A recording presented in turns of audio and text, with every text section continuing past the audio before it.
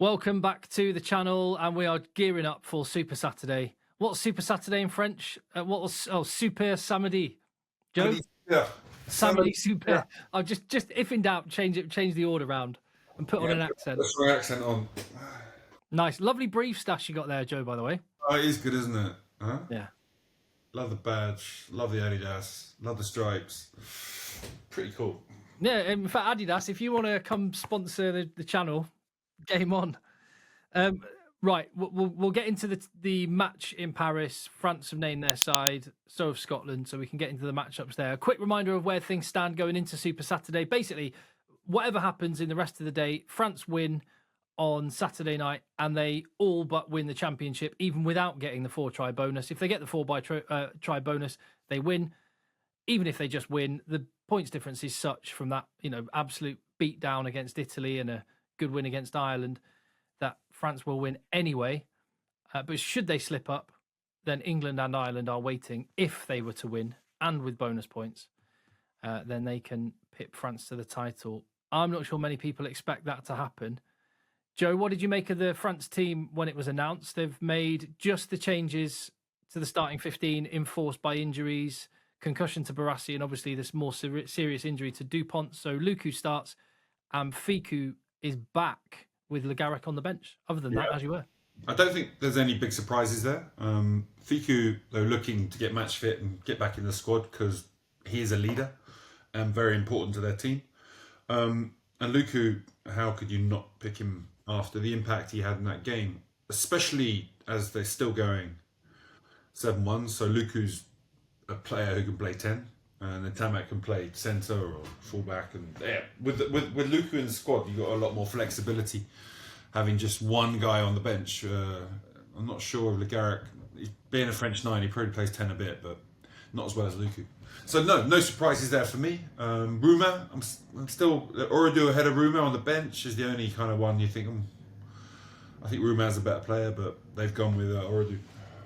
I'm still not completely convinced by 7-1 as a necessity, based on the fact you just mentioned Oredu. He played for 4.5 minutes at the weekend just gone. So I'm not convinced that someone like Deportier wouldn't have been a better shout just in case. Yeah, I think, especially in France, but anywhere in the world, coaches like this idea of being able to make substitutions that make a difference. Sometimes they do. Sometimes they don't. Sometimes it's just a player's tired, someone else comes on, does well. But with 7 forwards, they're making a statement. Certainly against Ireland, the team who are normally relentless, going to put you through the mill in terms of how hard you've got to work. I get it completely. Scotland will also try and make them move around as much as possible. But the problem is, it's a double-edged sword against France, because if your game's destructured and moving around a lot, there's going to be bad kicks, there's going to be a turnover, or someone's going to mess up at some point, and the French just go boom. So the only thing I will say is that Scotland will hope that there's problems in the backline, because power-wise, they're going to struggle. It's them who should be having a bench of 7-1 against the French to deal with the power, as opposed to the other way round, because the French could completely overwhelm in the power stakes, having that many forwards coming against the Scotland pack. I have sat and thought about this whole 7-1 bit thing over the last few days, and when I watched back the Ireland-France game, and again, the thing that really strikes you is when Galtier made his changes on 48 minutes, and Simon Easterby, by contrast, waited until nearly 70 minutes. And I do think that maybe where the 7-1 comes into its own, we make a lot about the impact it has of the players coming off the bench. But I actually think as big an impact is maybe psychologically what it does to the players who start the game, because they can just go out red line from the start. Yeah, I think the forwards can work so hard as a result of this, because they know there's pretty much a whole new pack coming on.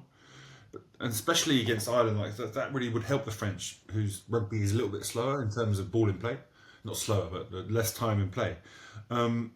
Scotland are in a similar situation to Ireland. They're used to more ball in play, but on the power stakes is where it could be interesting for Scotland, because how are they they're not traditionally a powerful pack of forwards. There are some really good players, but how they deal with that's going to be vital. And if the French on 50 minutes, 45, 50 minutes, going to bring on another 7 players, bam, who go on and just go nuts like they did in Ireland. That's going to be a tough call, huh? Or that's Come on, Toulouse. then. So you're a coach then, Joe. So tell us if you had because when you look at the two backlines, it's the two best backlines in the competition. Scotland, I've got dynamite players right across the backline, but that they might have a deficiency, like you say, in the power stakes. So as a coach, how do you bridge that gap and make the most of what you've got and try and minimise the threat that France bring? It's just about the speed. They got to play with speed. They got to be able to kick well so that they don't expose themselves in their own half. The territory game will still be really important, but it's just a matter of playing on top of the poor kicks that France do. France might make a turnover because France play tip-ons and passes just like Scotland do. And when that happens, often players are isolated for a millisecond and there's a chance for a ball steal, there's a chance for a penalty or a turnover, and it's that battle there they've got to win. But they're playing a team who live in that area as well.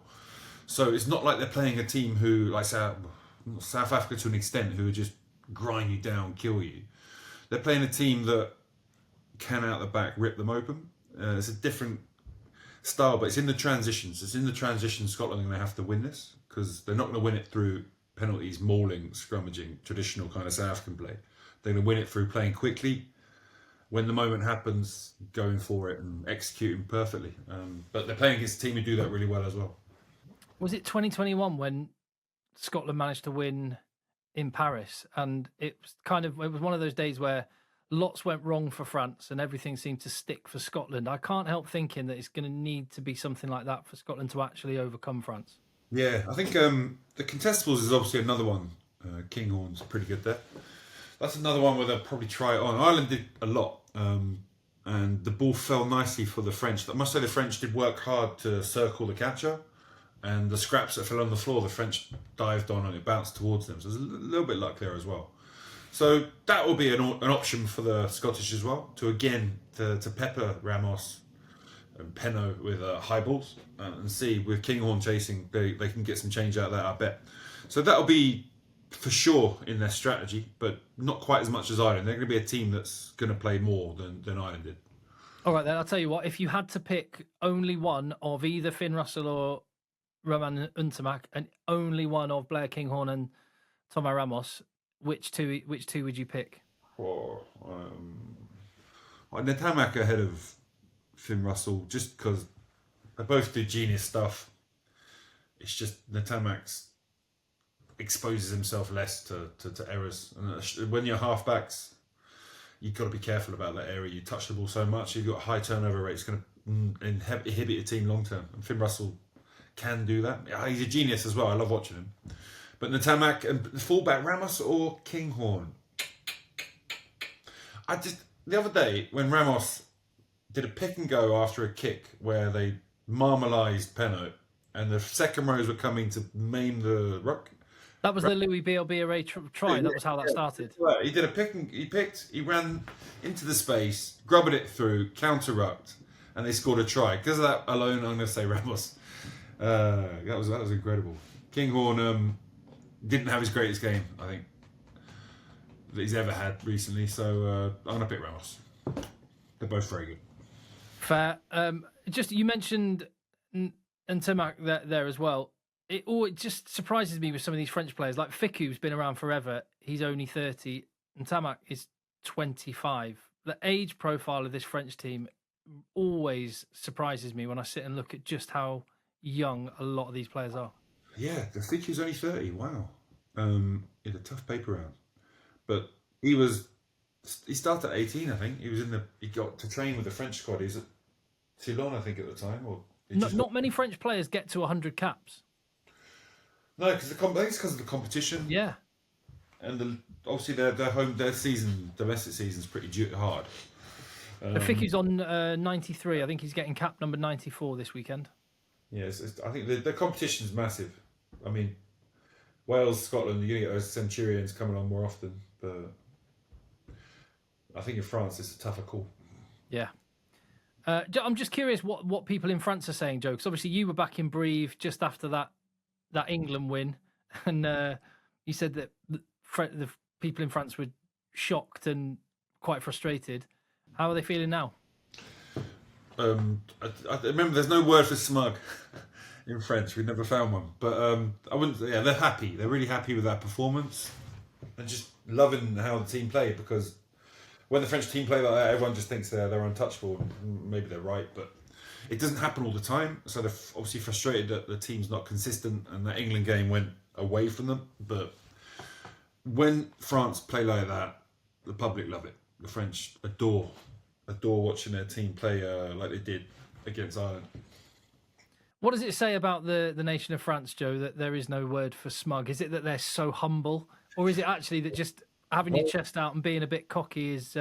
Maybe there is, and hopefully we'll see in the comments somebody who's got a better grasp of French than mine that can tell me what smug is. I've searched for it for a while, but no one's ever sure. All right.